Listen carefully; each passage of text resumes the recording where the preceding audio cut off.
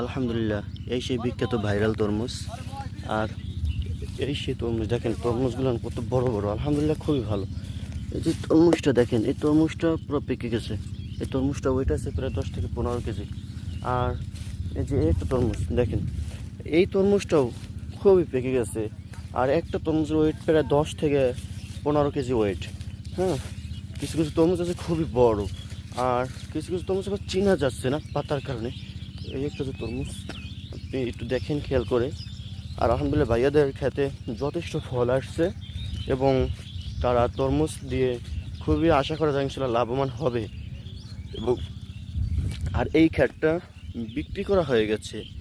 এই যে দেখেন, একটা গাছে দুইটা, মোট 4টা ফল। দেখলে পুরো অবাক হয়ে যাবেন।